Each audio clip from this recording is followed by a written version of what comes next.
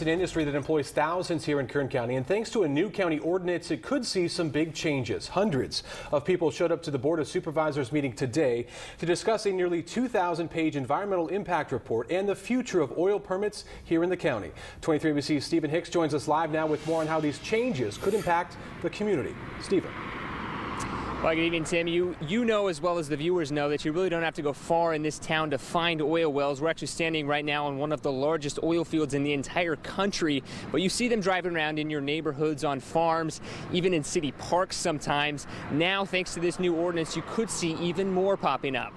With oil wells on nearly every corner, it's no surprise that Kern County is the largest oil-producing county in all of California. But when it comes to drilling new wells, companies have always had to go to the state to get permits. Something like this has never been done before. It's the first time that's ever been done in California. Back in January of 2013, the Board of Supervisors directed staff to change the zoning ordinance to, quote, streamline the permitting process for oil and gas companies. Looking to see, is there more protections that we need?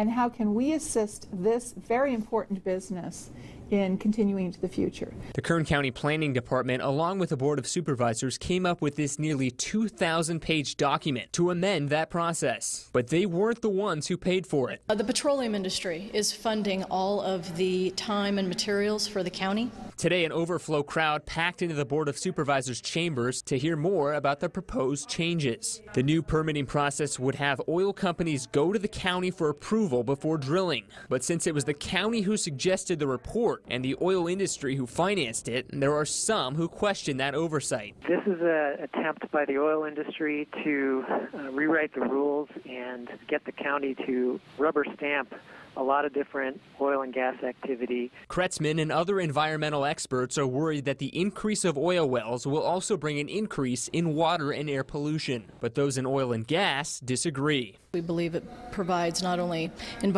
extra environmental protections, but certainty and a streamlining process. And there are more workshops coming up if you'd like to voice some public comments. They're coming up on August 10th and August 17th, and then the final public hearing is scheduled for October 5th. So we're still a ways away from seeing this actually take place. Jackie, back to you. All right, Stephen, thanks. After